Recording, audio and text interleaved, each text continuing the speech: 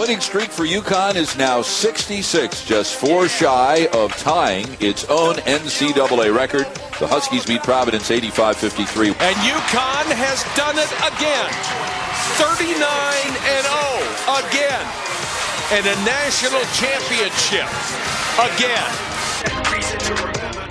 Orange entered Wednesday night showdown on the brink of its 4th 20-win season, but then a monster stood in its way. That's right, Anish. When you think women's basketball, you think UConn. The Ladies Huskies came into the Dome on a 66-game winning streak. Unbelievable, right? So the 'Cuse is clearly the underdog, and they hadn't beaten Connecticut in over 14 years. So would today be the day? Coach Q hoping to get a little something started for his players.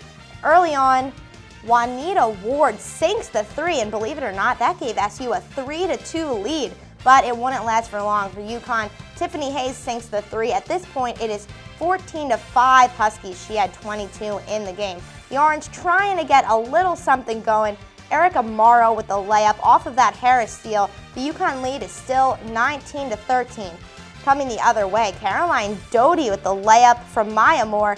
34-23 UConn with 5 minutes to play in the first half. And in the second, Erica Morrow was ejected for a technical foul, and the Orange would go on to lose this one 87-66. And UConn, just 67th straight win for the Huskies, continues its dominance in the Women's Basketball League.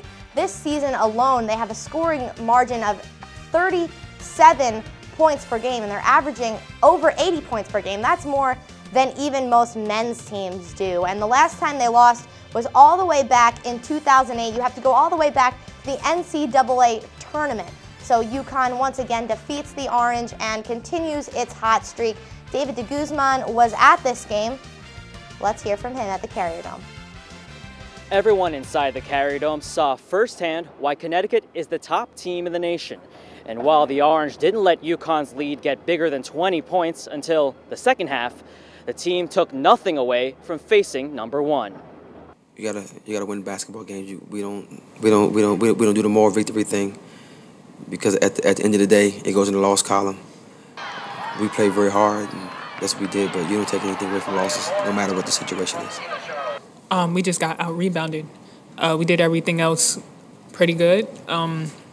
We just got out-rebounded by a whole lot, and that definitely affected the outcome of the game.